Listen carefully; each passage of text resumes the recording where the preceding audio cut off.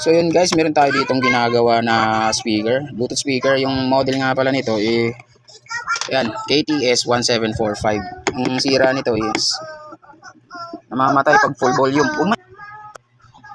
So yun guys, namamatay ito pag full volume.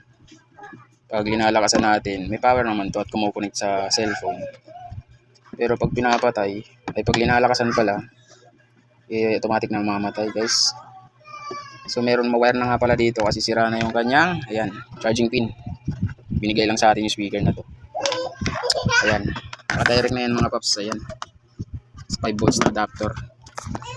So, titingnan natin mga paps kung anong sira nito guys. Ayan. So ayan, naka-direct na nga pala yan guys. So, binigay sa atin to. Ano ba yan? Ba't ang labo? Teka, labo naman. Ayan, so binigay sa atin to, may ganito na, naka-direct na. So check naman na natin yung battery. So palagay ko naman wala sa battery sira nito ay guys.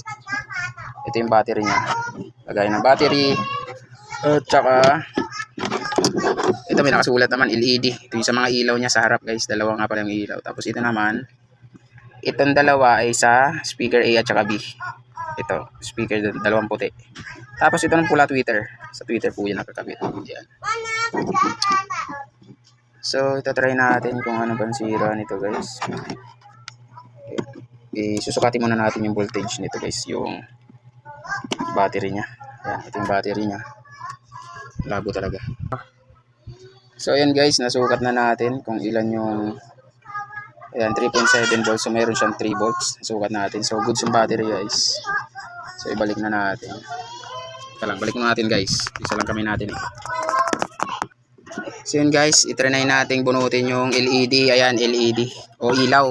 Tapos subukan natin kung gagana na maayos. So yun guys, susubukan na natin pagganahin kung magiging matino na siya. Ayan.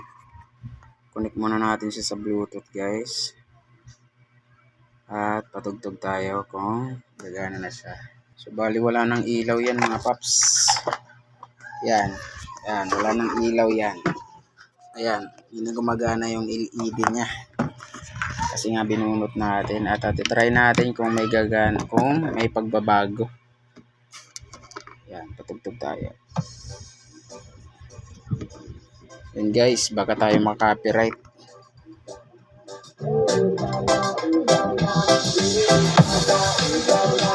Guys, full volume natin. JBR, Jason Beats.